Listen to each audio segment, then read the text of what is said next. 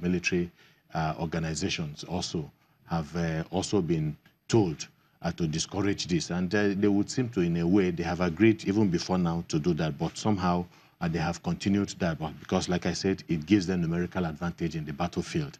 But again, the fact that some of these people are being prosecuted at the International Criminal Court for all kinds of abuse of children, for war crimes, because this is a war crime also. So we have had a few of these cases that have been prosecuted successfully. I think it is one way to, discourage them by making sure that those people who indulge in this are severely punished. And we hopefully others who see the punishments that have been meted out to their leaders would hopefully not tread the same path again. UNICEF says it has secured the release of 500 child soldiers this year alone, and it's hoping to free about 1,000 more in 2018. Is this possibly a sign that the conflict in South Sudan is coming to an end? No, there's nothing that would seem to indicate that, not at all. The issue of child soldiers and the release of child soldiers should be, extricated from the main, causes of the conflict. It's not related.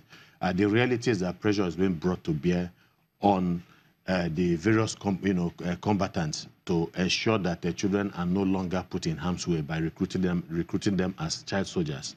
But the differences, the political differences between the rival groups still continue. Of course, a lot of talk have continued.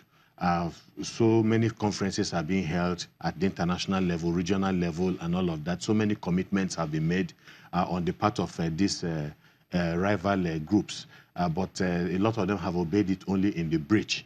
So I think that maybe to some extent you could say that the release of the continuous release of these child soldiers and the discouragement of child soldiers being involved in the war perhaps could be a glimmer of light, a glimmer of hope in the darkness. But it is not an indication that this conflict is coming to an end. I think that the political actors and all the other stakeholders within this conflict need to do much more, to stem the tide of the conflict. Talking about the issue of rehabilitating and reintegrating these child soldiers, what about the issue of stigmatization from the public? Sometimes the public would regard them with suspicion, and mistrust generally. And you will not blame them. And like I said, these are people that have gone through, children that have gone through very harrowing experiences, and they are not exactly children anymore. In bodily, they are kids, but psychologically, mentally, and so on, they have seen things that only adults are meant to see. And at that, not all adults also are soldiers. So you can imagine when kids with very impressionable minds go through what they have gone through. To bring them back from the battlefield and then to reintegrate them back into the society is going to take a lot of processes before they can actually begin to operate as children once more. So I agree that the issue of stigmatization is always going to be there. But I think that with that, in order to stem that, a lot of discussions, a lot of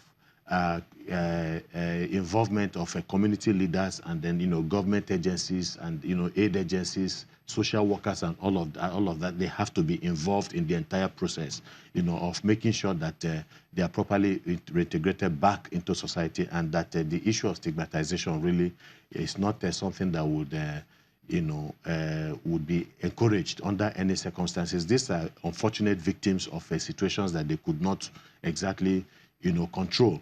It was completely beyond them. And so to punish them further when they have been taken away from the theater of conflict, brought back into the society where they are now supposed to operate as normal human beings, and to punish them further with a series of, with stigmatization, I think would be, a hammer blow to these kids. So I think everybody needs to do their own part to make sure that the reintegration is seamless.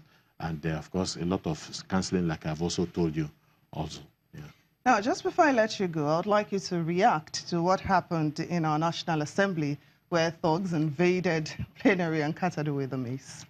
Well, we're beginning to see a lot of things happen, but I think it's unfortunate, definitely, and a lot of us are scandalized by what is happening, because the issue is that after about 18 years of unbroken democracy, for us to continue to see things like this simply tells us that we still have a very, very long way to go. A lot more needs to be done to educate. It appears now that it's the citizens that will now have to take the onerous task of educating the politicians about how they should conduct themselves. Obviously, a lot of them are still going way beyond their duty and their mandate. Can even the citizens educate them? Are you sure an average Nigerian won't do this? I do not think so, but I think I was just trying to be ironical, really.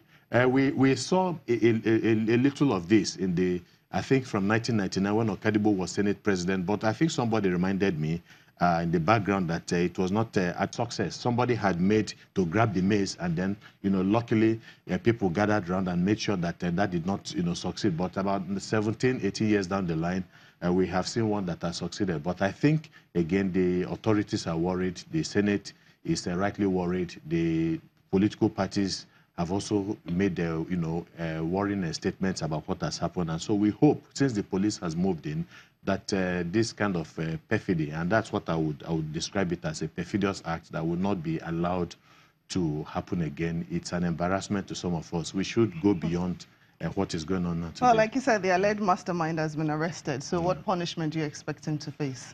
Well, I hope ultimately, because we have gotten used to this, what do you call it, this bargaining, when people commit crimes and all of that. I see that, I have a feeling that some kind of pressure will be brought to bear on the arresting authorities, so that a pat on the back will be given to the man who committed this. But I can assure you that, you notice that before now that the Senate president had intervened on his behalf, committing his punishment of 180 days out of the Senate to 90 days. I guess that he's going to reimpose that initial punishment on him. Mr. Pt.2, thank you so much for joining us. It's a pleasure. Thank you very much. Still to come on the program, Kenyan artist Ivan Zimbabwe's painting comes alive at the Paris Art Fair. Please stay with us.